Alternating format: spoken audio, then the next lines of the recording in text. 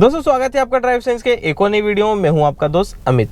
दोस्तों जब हम नई नई गाड़ी सीखते हैं ना तो हमें कई सारे कन्फ्यूजन होते हैं। उन्हीं में से है हमारे ब्लाइंड स्पॉट का कन्फ्यूजन।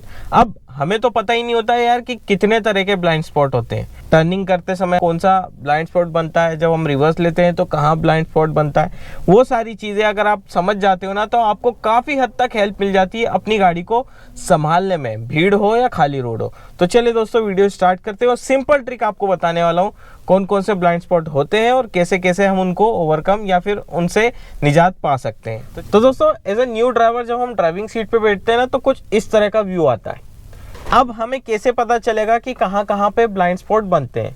तो देखो सबसे पहले मैं आपको बता दूं कि 4 तरह के ब्लाइंड स्पॉट होते हैं। 2 आगे की ओर होते हैं और 2 पीछे की ओर होते हैं। ठीक है, ये मेजर ब्लाइंड स्पॉट हैं जिनका हमें खास करके ध्यान रखना होता है। बाकी सारी चीजें अब धीरे धीरे एडजस्ट कर लेते हैं। मैं इन चारों की बात कर रहा हूँ।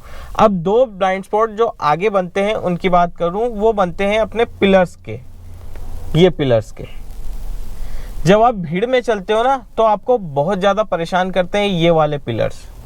आपको लेफ्ट साइड वाला फिर भी ठीक है, लेकिन राइट साइड वाला आपको बहुत ज़्यादा परेशान करता है। और अगर आपकी गाड़ी में पिलर थोड़ा मोटा हुआ, जैसे मेरी गाड़ी में ये पिलर काफ़ी मोटा है, तो मुझे बहुत ज़्यादा कन्फ्यूजन होता है। अगर मैं नया ड्राइवर हूँ तो मैं परेशान हो जाऊँगा राइट साइड के लिए।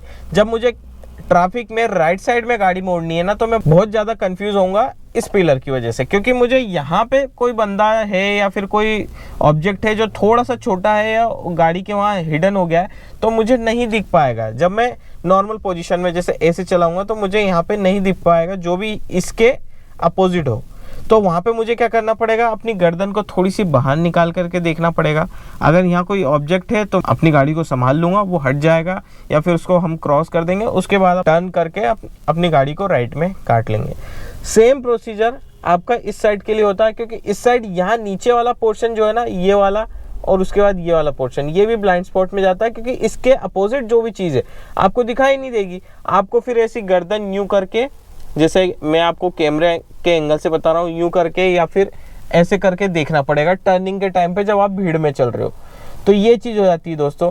फ्रंट के आपको समझ में आ गए कि 2 ब्लाइंड स्पॉट बनते हैं। अब 2 आते हैं ब्लाइंड स्पॉट, वो आते हैं आपके बैक साइड। अब उनको समझने के लिए आपको अपने ORVM को समझना पड़ेगा।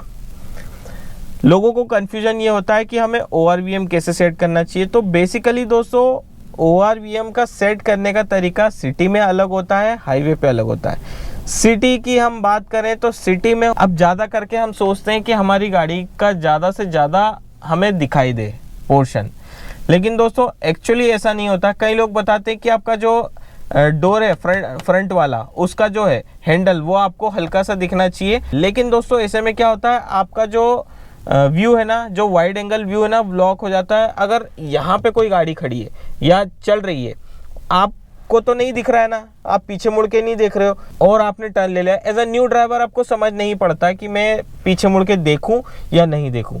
आप डायरेक्टली इंडिकेटर देते हैं और टर्न कर लेते हैं। कई लोगों को मैंने देखा है इंडिकेटर दिया और टर्न कर लिया, लेकिन इस पट्टी में कोई बंदा है वो यहाँ आपको दिखाई नहीं दे रहा है। ठीक है, वो हॉर्न देगा, उतनी देर में आप संभल नहीं पाओगे और आप दोनों का एक्सीडेंट हो जाएगा। बचने के लिए मैं आपको एक तरीका बताता हूँ सिटी में आपको किस तरह सेट करना है। सिटी में आपको दिखना चाहिए, ऐसा नहीं है कि आपका नहीं दिखना चाहिए आपकी गाड़ी का बॉडी। आपको बस कैमरे में देखो, आई होप जस्टिफाई कर पाएगा। आपको देखना है आपकी गाड़ी का बस इतना सा पोर्शन।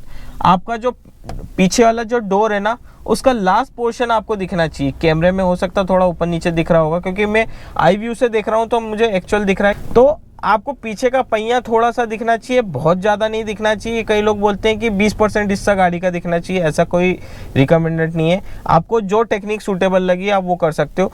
मेरे हिसाब से ये सही है, क्योंकि यहाँ पे मुझे मेरी गाड़ी का पिछला हिस्सा भी दिख रहा है, क्योंकि सबसे ज़्यादा परेशानी आती है भीड़ में पिछला हिस्सा निकालने की।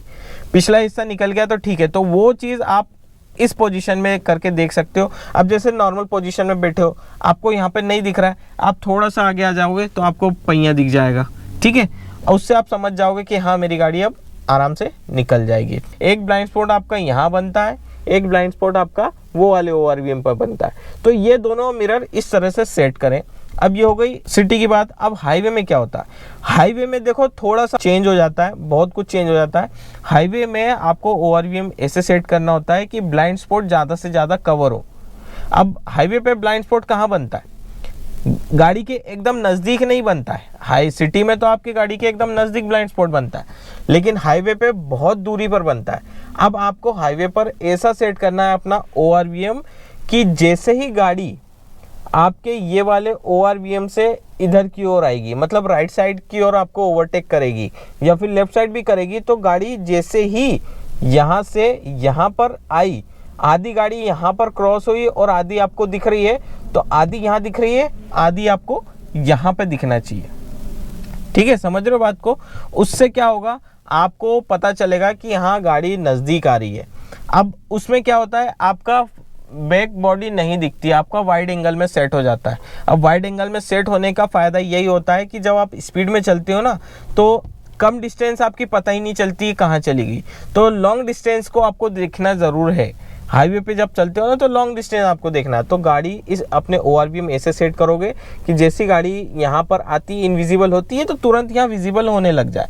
अब गाड़ी जितनी ज़्यादा इस साइड की ओर आती जाएगी, जैसे कि आप देख सकते हो यहाँ से गाड़ी शुरू हुई, अब गाड़ी धीरे धीरे यहाँ आ रही। अब जितनी ज़्यादा गाड़ी यहाँ आएगी ना, समझ लो गाड़ी उतने पास है।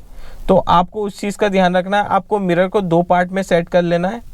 अब इस वाले पार्ट में पीछे वाली गाड़ी रहेगी, तो समझ लो गाड़ी आप सेफ डिस्टेंस पे हो, आप लेन चेंज कर सकते हो इंडिकेटर दे करके। ऐसा नहीं कि तुरंत इंडिकेटर दिया और चेंज, आपको इंडिकेटर देना, कुछ सेकंड देखना है कि गाड़ी ज़्यादा स्पीड में तो नहीं है। अगर आपके बराबर की स्पीड है तो ठीक है, अगर ज़्यादा स्पीड है तो पहले उसको निकल जान दो।